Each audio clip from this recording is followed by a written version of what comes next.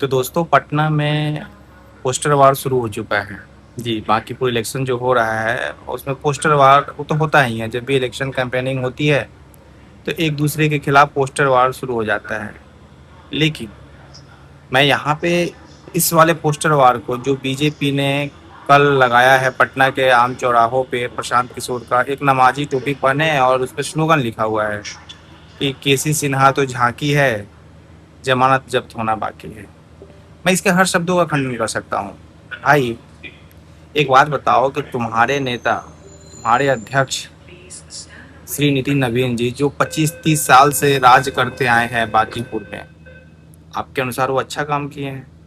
तो जब उनके इतने अच्छे काम 25-30 साल से राज करने के बावजूद भी केसी सिन्हा जैसे लोगों, मैं केसी सिन्हा जैसे लोगों से मतलब उनके एजुकेशनल जो उनकी गुणवत्ता है उस पर नहीं, केसी सिन्हा राजनीतिक में कितने बड़े योद्धा हैं, सामाजिक कितने बड़े योद्धा है, सबको पता है। और अगर कहीं ना कहीं पॉलिटिकल उनको लॉन्च किया तो पीके ने किया था। तो केसी सिन्हा जैसे कल के आए लोगों को आपको जरूरत पड़ रही है बांकीपुर में चुनाव प्रचार के लिए या मनोबल गिराने के लिए विरोधियों का, तो ये बताता है कि आपने कुछ नहीं किया है, आपकी हौसले धराशायी हैं। नितिन नवीन ने कुछ भी नहीं किया है जो उनको केसी सिन्हा की जरूरत पड़ रही है। भाई, सिंपल सी चीज है कि अगर जहां 30-40 साल से अगर मैं काम कर रहा होता ना किसी विधानसभा क्षेत्र में, तो मैं सीना चौड़ा करके बोलता कि मेरा प्रचार मेरा जनता करेगा, मैंने जो किया है वो धरातल पे दिख रहा है और केसी सिन्हा और इस टाइप के लोगों को तोड़ने की मुझे जरूरत नहीं है। तो जिसे तुम अपना घमंड बता रहे हो, अपनी उपलब्धि बता रहे हो कि केसी सिन्हा को तोड़ दिया, अरे वो तुम्हारी कमजोरी दिखला रहा है भाई। उसे आपका तोड़ा वो कमजोरी दिखला रहा है तुम्हारा। और दूसरी बात, जमानत जब्त होना बाकी है, मैं मान के भी लेता हूँ। पिछली बार जमानत जब्त हुआ था बहुत लोगों का, जन स्वराज में लोगों का। चोर तो नहीं थे ना, डकैत तो नहीं थे ना, चोरी तो नहीं किए थे ना, जुमलाबाजी तो नहीं किए थे ना। भाई,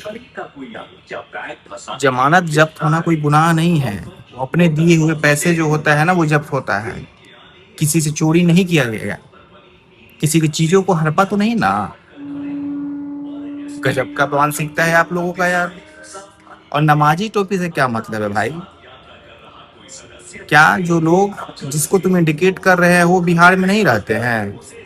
अगर आप नमाजी टोपी दिखाए हो तो 10 वीडियो ऐसे हम दिखा देंगे जिस पे त्रिपुंड लगाए हुए हैं और माथे पे तिलक धारण किए हुए हैं।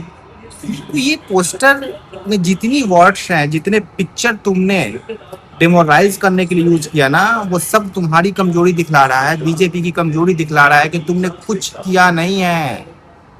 भाई, तुम तो राजा आदमी हो ना, बोले थे कि कुत्ता बिलाई को भी जिता देंगे, छोड़ देते, पता चल जाता औकात। मजा तो तब आता ना जैसे बोला था दम भर के कुत्ता बिल्ली भी जीत जाएगा। जीतने देते कुत्ता बिल्ली को, खड़ा तो कर ही दिए हो उसी टाइप का। तो देखने देते कि जा लड़ ले बेटा, अब मैंने काम किया है तू लड़। अब काहे के लिए 40 आदमी का फौज उतार रहे हो भाई? और मैं पीके से भी बोलना चाहता हूँ कि जब जंग छिरा है इस लेवल का तो उतरना पड़ेगा आपको। निकालिए ना पोस्टर वो नितिन नवीन का जो हनुमान जी को नचा रहे हैं। अभी हुआ था ना, यूपी में गए थे, रथ पे बैठे हुए थे और आगे जो है बजरंगबली को बीजेपी का झंडा लेके नचवा रहे थे।